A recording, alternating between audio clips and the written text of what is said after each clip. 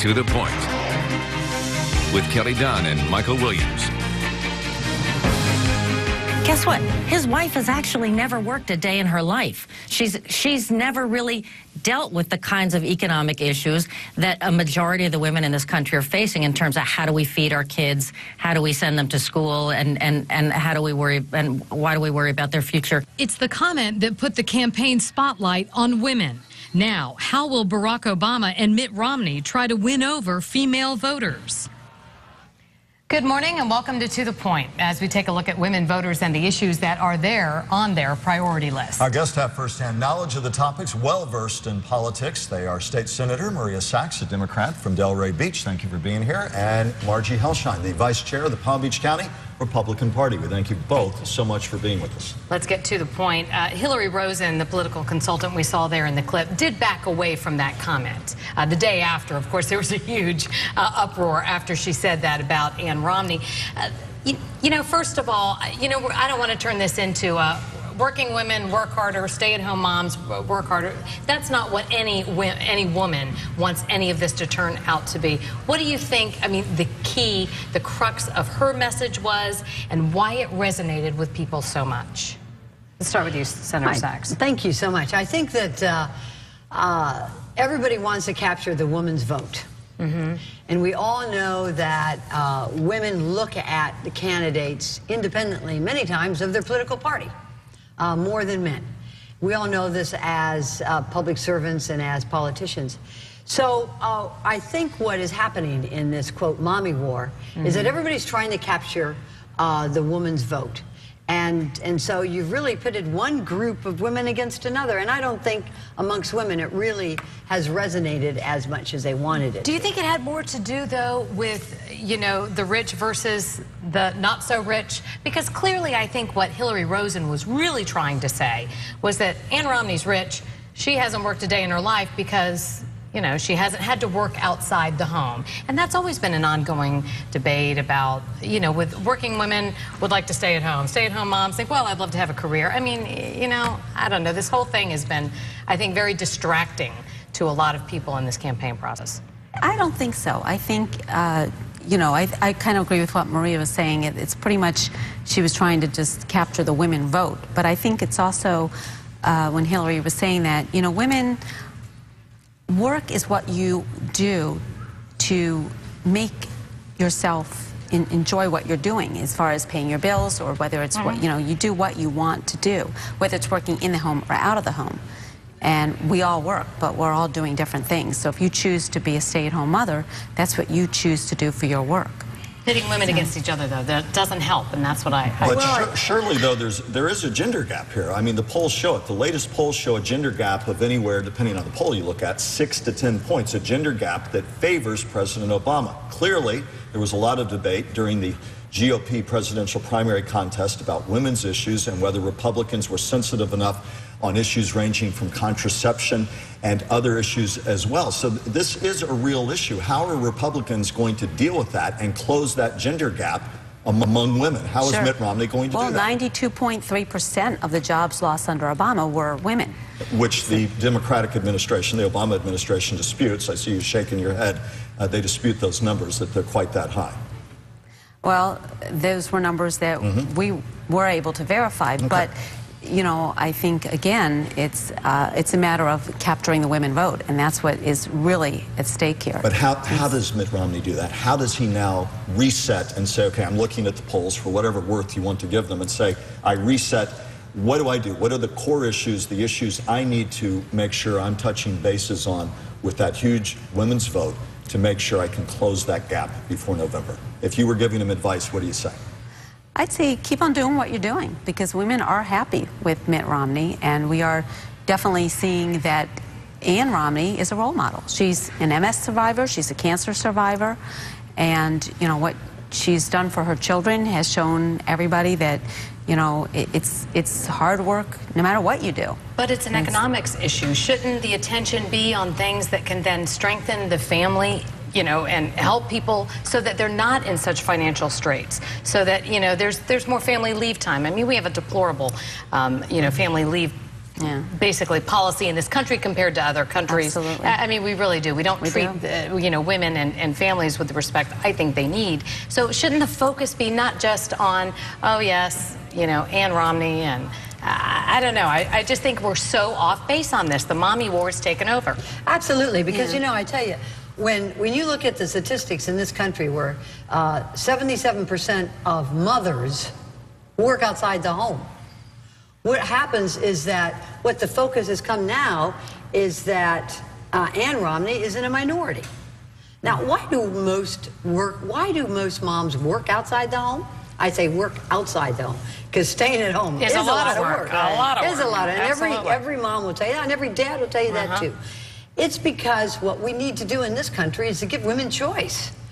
If they want to be able to work at home, then they should be able to have the choice so that they know that that their medical benefits are being taken care of, so that they know that they don't have to work for economic reasons in order to bring more money as a second income into the family. That's what most women are doing right now. But it's not the 1950s, so how do you do that? Well, I think this whole election is going to be on the economics. That's what it really is going to come down to. And that's fundamentally what I'm asking is, fundamentally, everybody has a choice to make. So to both of you, what can President Obama say to women, since that's our topic today, about why I'm the better choice? There's debates about equal pay that continue to go on in this country. I also want to ask about abortion rights. We haven't heard as much of that in this campaign cycle. How pivotal might that be? President Obama, what does he do? What does Mitt Romney do to say, I'm the better choice for women, whether it's economic issues, societal issues, you name it. Senator? First of all, what has President Obama done for women in his administration? His first bill that he ever proposed and passed was for equal pay for women, the Lilly Ledbetter bill.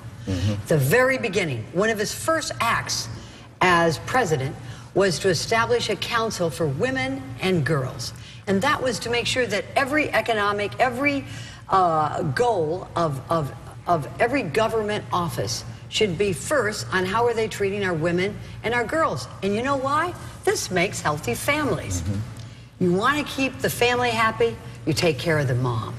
You take care of the mom. So when you're looking at a past experience for President Obama, women go to him and they support him because of what he's always done to support us. The very first act that he did as president was to make sure we get equality in our pay. Why do you think Republicans and Mitt Romney are less capable than Democrats and President Obama? And then the flip side of that question to you, Ms. Hellshine, bluntly speaking. I don't think they're less capable. I just don't think that they have the respect for women as professionals as many of certainly as President Obama does. And I think a lot of this, you see now, what you have to look at is the disparity in pay amongst women today, and this is both Democrat and Republican administrations, is that the more professional you are as a woman, the less money you make compared to a man. However, in the White House, the average man makes more money than the average woman working in the White House. So I would say to Mr. Obama, you need to fix that first. Do you expect that Mitt Romney will use the overall economic issues of the country, as he's already doing, saying, listen, men and women, if we don't fix the economy, his words, it's going to impact all of us? Is that going to be his core message? Yes. And he'll argue that women as much as men, and in many cases more so, are suffering more from that, in your opinion? Yes, I absolutely think that. And the president counters that how? Well, what the president does is, look what I've done already. Look at the strides that we've made in women's health. Because under his Obamacare, the health benefits that will go to working women are just far outpaced by having the women try to seek medical care outside of that. And as I said, I've often said, is that if you have a government that takes care of its children, takes care of its elderly, that gives a sigh of relief to every mom in the country, because we're the natural caretakers for children and for our parents. And that's assuming that the spouse, the husband, whomever, the partner, has a job. And of course, that's something that is drastically affecting a lot of working women these days. A lot of times their husbands might be out of work, underemployed, Sure. you know, given up the fight to find a job. So, I mean, it all kind of circles back to jobs as well. Exactly. The economics is going to be the #1 issue in this election. And, you know, of course, and in going back into the insurance issue, you know, we basically are seeing that it's going to be a big issue. And we all agree that insurance is a problem, and we all agree that there's something else we need to do.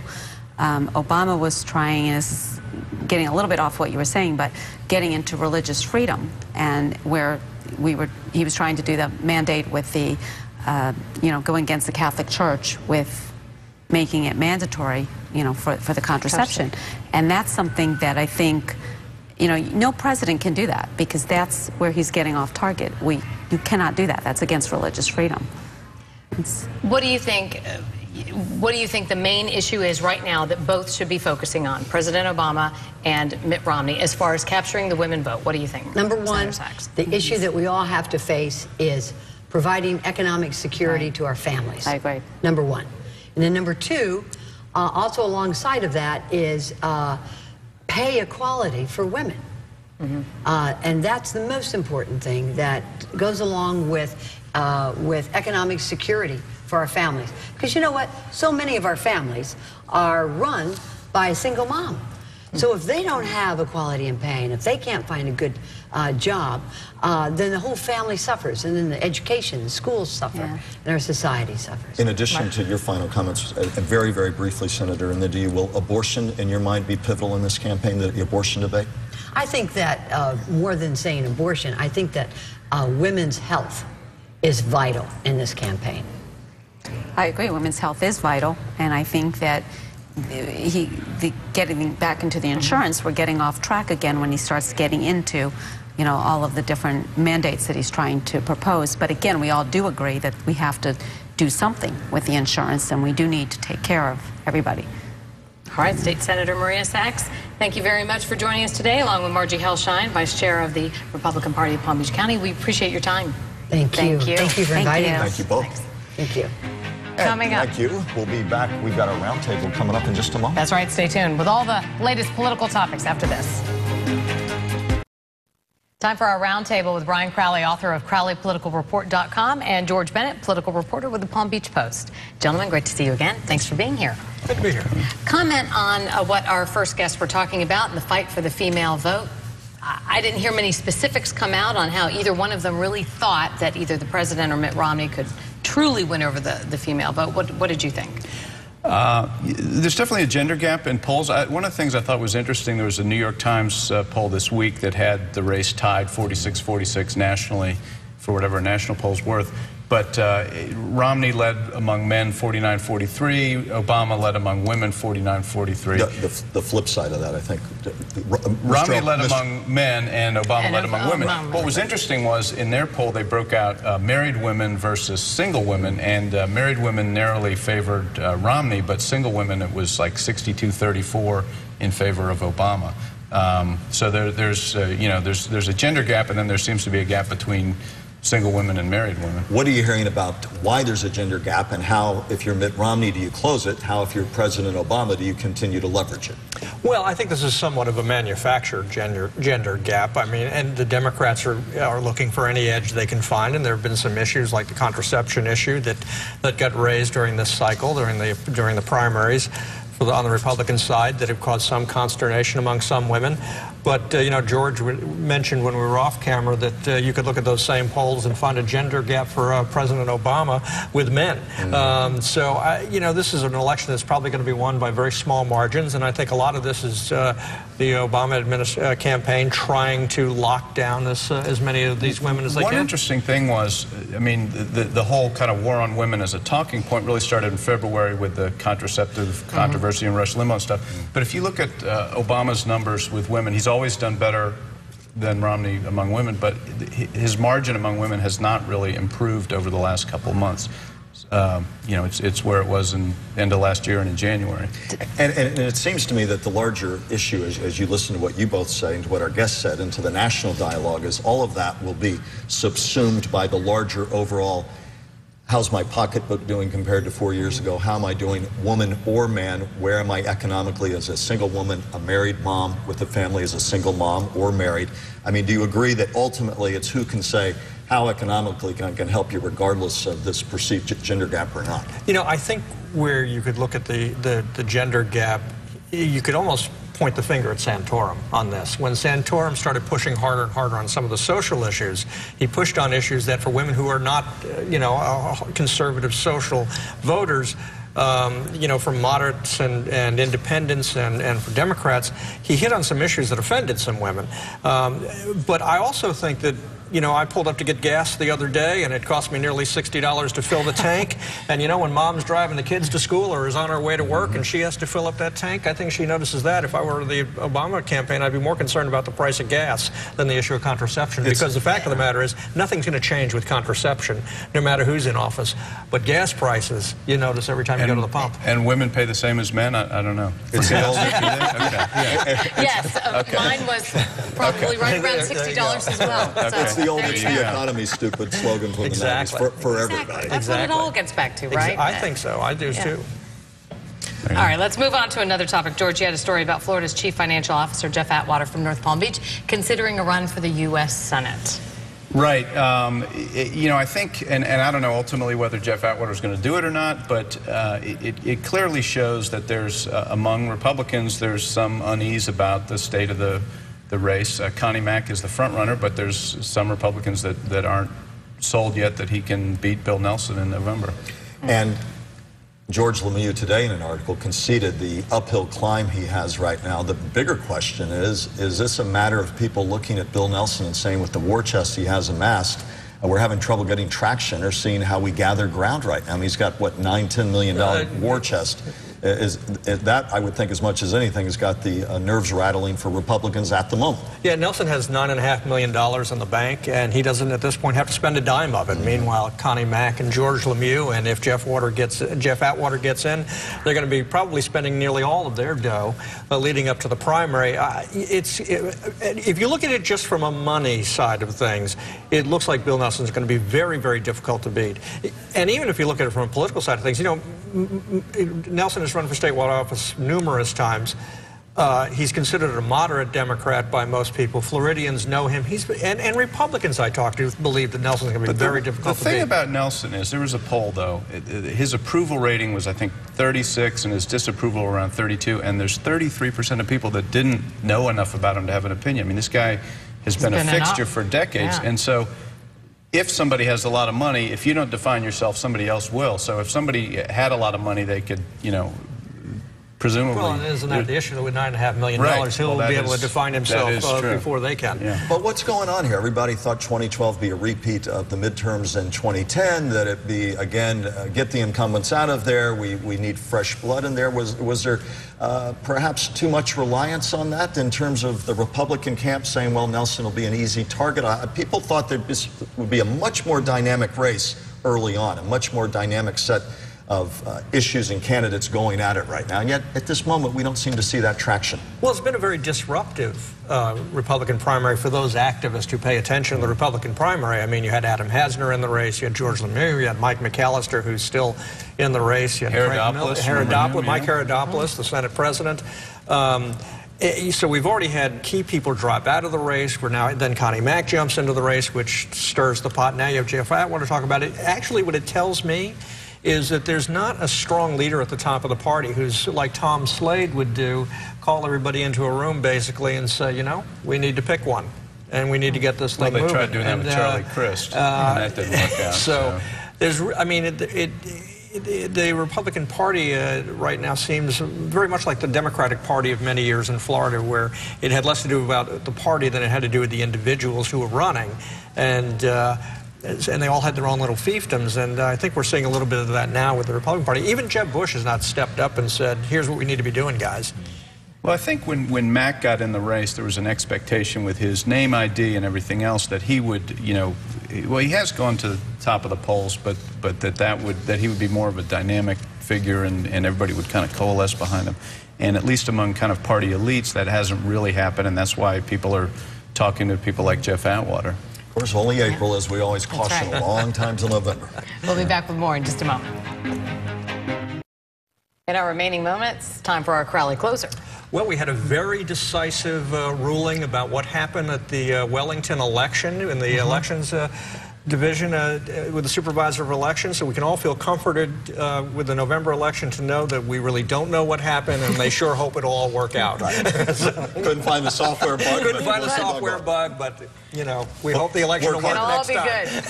It'll all be good. Brian Crowley, George Bennett, thank you very much for joining us, and thank you for joining us on this Sunday on To The Point. If you'd like to send a comment about the show, go to WPTV.com and click on the political link. Enjoy the rest of your day.